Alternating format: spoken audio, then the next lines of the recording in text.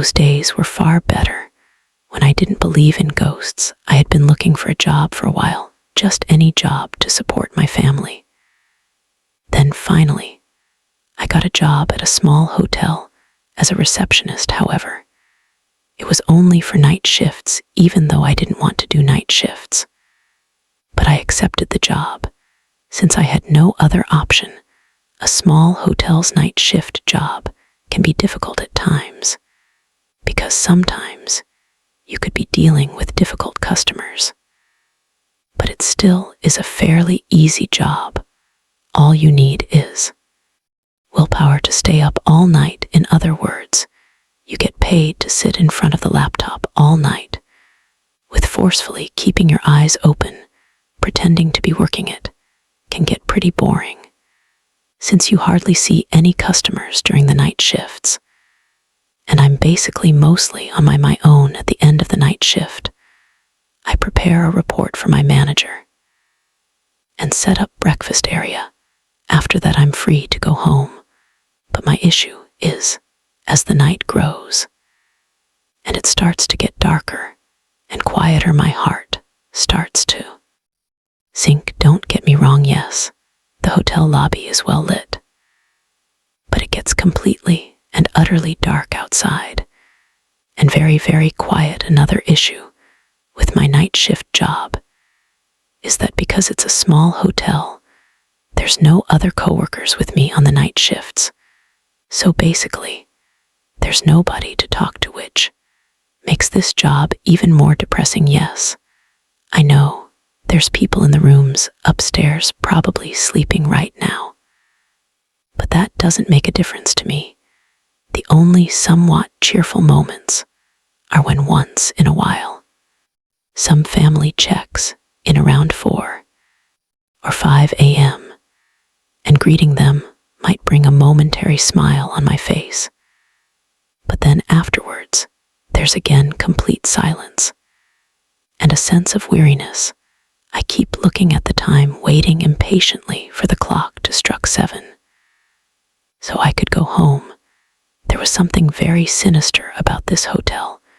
As soon as I would start my shift, I always felt being watched. This weird fear would take over me, as if someone or something was watching me through the darkness. And that feeling was so real, not my imagination. Music. Let me tell you a little bit about how the hotel lobby is designed. First of all, there's a large entrance door, like hotels usually have, made of semi-transparent glass, which I would lock immediately as soon as I started my shift, right after the day staff left. When you walk a few steps down the hallway from the main door, you enter a small common area where there is a sofa and a small coffee table. Coffee table is covered with magazines. On the right side, there's a door leading up to the breakfast area, which is also quite congested. There's another small door on the left-hand side, which brings you to the large swimming pool area. The hallway leading up to the swimming pool area, I feel, is designed very poorly, with no decorations whatsoever on the walls anyway. I don't really care about the interior design of this place, because I don't get paid enough to care. All I care about is doing the tasks I'm assigned to do properly. Oh, and I keep the main door closed at all times. There's a doorbell on the right side of it, and I only open the door when a customer rings that bell, although that main door should remain open 24/7 to welcome the guests. But since this hotel is in the middle of a highway, and it's such a remote location, too, it's best to keep that main door shut. Even the next petrol station is about 35 minutes away from here. It was my 3rd or 4th night at this job. It must be around 3:00 or 4 in the morning, and I was still not used to staying up all night. My eyes were heavy, and I kept feeling drowsy. And then there was a moment when I couldn't fight it anymore and eventually fell into a deep sleep. That's when someone rang the doorbell. I woke up in an instant and ran towards the main door half asleep.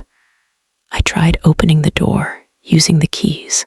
That's when I looked through the glass. There was no one outside. I thought someone probably left. After waiting a while, I was fuming at myself for sleeping at the job, worried sick about my boss finding out about this. He would fire me if someone complained to him about this incident. I went straight to the breakfast area and made myself a strong cup of coffee. I was so ready to stay up alert all night. And then, only after a short, while someone rang the doorbell again this time, I sprinted towards the main door, looked outside. But strangely, there was still nobody there. I looked around wondering, who could that be? There was no chance of someone playing a prank on me. Either after that, no one rang the doorbell all night. After a week at the job, I became used to staying up all night. In fact, my manager was quite happy with my performance. He gave me a really good feedback, which was extremely motivating.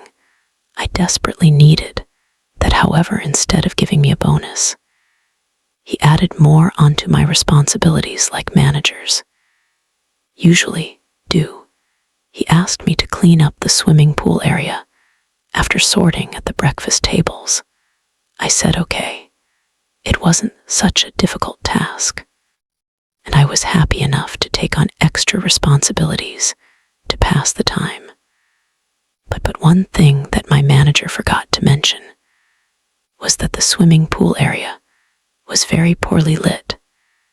There were only 4 40 WT bulbs in the 4 corners of the walls. Why did they even bother to put them up? They weren't even doing anything.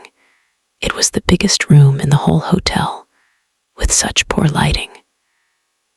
And this was making the swimming pool boundary walls seem even further away than they actually were. Hi, everyone, hope you enjoyed the story. So this was the first part of Hotel Night Shift. I will be uploading the second part of Hotel Night Shift very soon, so stay tuned. I will be releasing part 2 of Hotel Night Shift earlier on Patreon. So if you want to watch this episode early, check it out on my Patreon page. Link to my Patreon is in the description below. Please don't forget to share the video if you want to help me grow my channel. So I'll see you again with another creepy story. Until then, bye.